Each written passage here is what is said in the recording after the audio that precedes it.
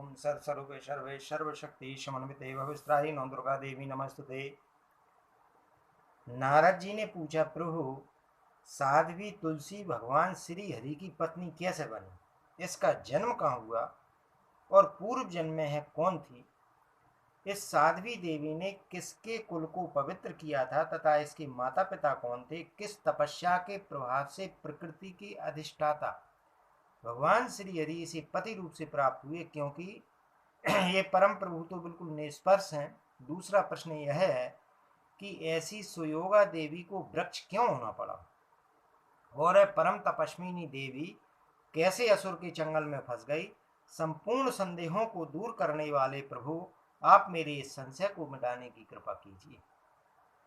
भगवान नारायण कहते हैं, नारद दक्ष सावर्णी नाम से प्रसिद्ध एक पुण्यात्मा मनु हो चुके हैं। भगवान विष्णु के अंश से प्रकट ये मनु परम पवित्र, यशस्वी, विशद कीर्ति से संपन्न तथा श्री हरि के प्रति अटूट श्रद्धा रखने वाले थे। इनके पुत्र का नाम था ब्रह्म सावर्णी।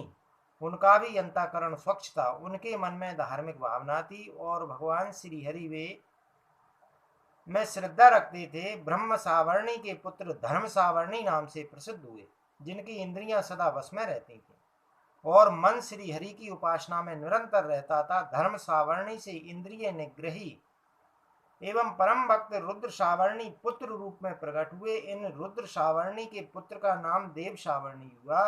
ये भी परम वैष्णव थे। देव सावर्णी के पुत्र का नाम इंद्र सावर्णी था।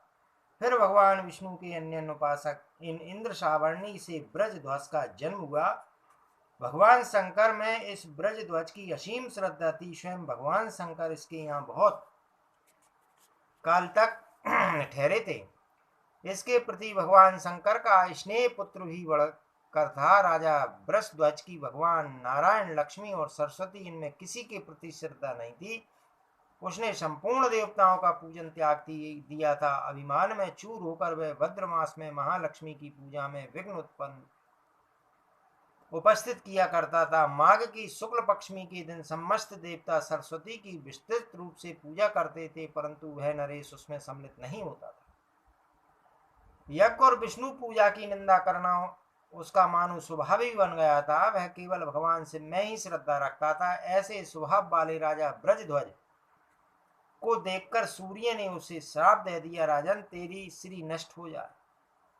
भक्त पर संकट देख आशुतोष भोलेनाथ भगवान हाथ में त्रिशूल उठाकर सूर्य पर टूट पड़े। तब सूर्य अपने पिता कश्यप जी के साथ ब्रह्मा जी की शरण में गए। शंकर त्रिशूल लिए ब्रह्मलोक को चल दिए। ब्रह्मलोक भी शंकर जी का भय था, अतएव उन्होंने सूर्य को आगे करके वैकुंठ की यात्रा की। उस समय ब्रह्मा, कश्यप और सूर्य तीनों भयभीत थे। उन तीनों महानुभावों ने सर्वेश भगवान नारायण की शरण ग्रहण की। तीनों ने मस्तक झुकाकर भगवान श्री हरि को प्रणाम किया, बारंबार प्रार्थना की और उनके सामने अपने भय का संपूर्ण कारण कह सुनाया। तब भगवान नारायण ने कृपा पूर्वक उन सबको अभय प्रदान किया और कहा, भयभीत देवताओं स्थिर हो जाओ, मेरे रहते तुम्हें कोई भय नहीं।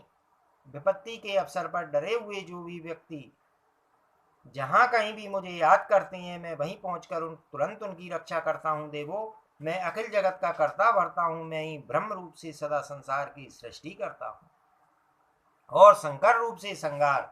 मैं ही शिव हूं, तुम भी मेरे ही रूप हो। ये शंकर भी मुझसे भिन्न नहीं है। मैं ही नाना रूप धारण करके सृष्टि और पालन की व्यवस्था किया करता हूं। देवताओं, तुम्हारा कल्याण हो जाओ, अब तुम्हें वह नहीं होगा। मैं वचन देता हूं, आज से शंकर का भय तुम्हारे पास नहीं आ सकेगा।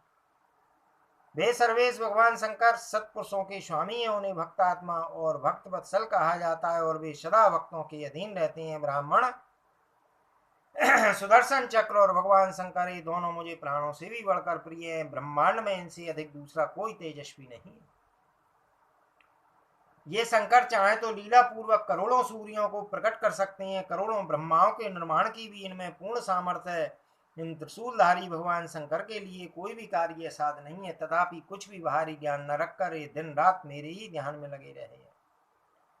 अपने पांचों मुखों से मेरे मंत्रों का जप करना और भक्ति पूर्वक मेरे गुण गाते रहना इनका स्वभाव सा बन गया है। मैं भी रात दिन इनके कल्याण की चिंता में ही लगा रहता हूँ, क्योंकि जो जिस प्रकार मेरी उपासना करते हैं मैं भी उसी प्रकार उनकी सेवा में तत्पर रहता हूँ, यह मेरा नियम है।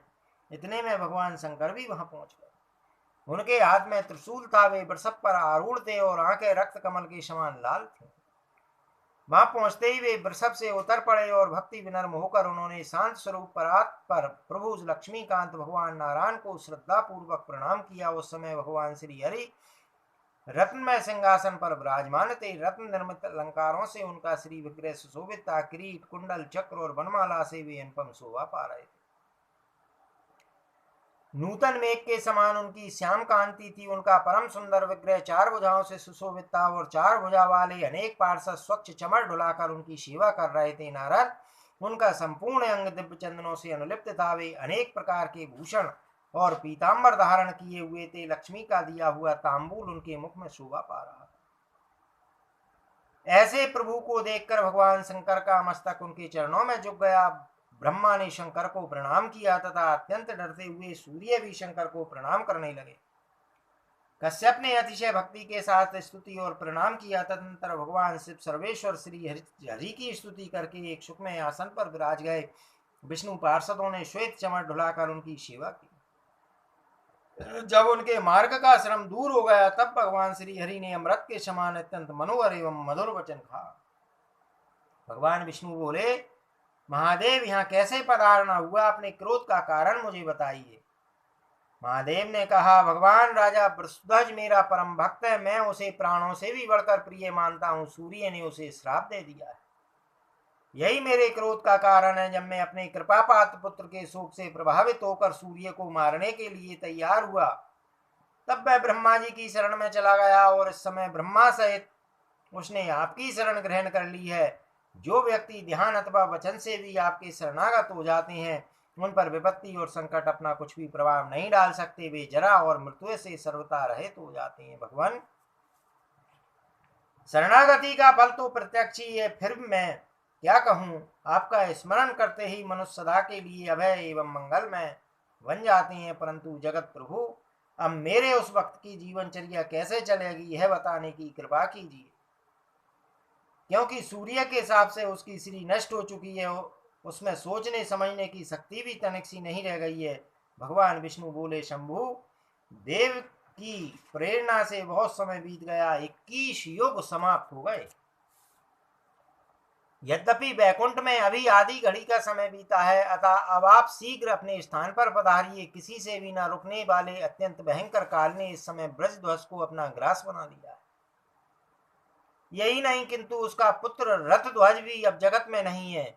इस समय रथध्वज के दो पुत्र हैं। उन महाभाग पुत्रों के नाम है धर्मध्वज और कुशध्वज। वे परम वैष्णव पुरुष सूर्य के हिसाब से श्रीहीन होकर जीवन व्यतीत कर रहे हैं। ऐसा कहा जाता है राज भी उनके हाथ में नहीं है, एकमात्र लक्ष्मी की उपासना ही उनके जीवन का उद्देश्य बन गया है। अतः उनकी भार्या के उदर से भगवती लक्ष्मी अपनी एक कला से प्रकट होंगी, तब वे दोनों नरेश लक्ष्मी से संपन्न हो जाएंगे। शंभु, अब आपके सेवक ब्रजध्वज का शरीर नहीं रहा, अतः आप यहाँ से पधार सकते हैं। देवताओं, अब आप लोग भी जाने का कष्ट करें। नारद इस प्रकार कहकर भगवान श्री हरि लक्ष्मी के सहित सभा से उठे और अंतापुर में चले गए। देवताओं ने भी बड़ी प्रसन्नता के साथ अपने आश्रम की यात्रा की। परिपूर्णतम शंकर उसी क्षण तपस्या करने के विचार से चल पड़े।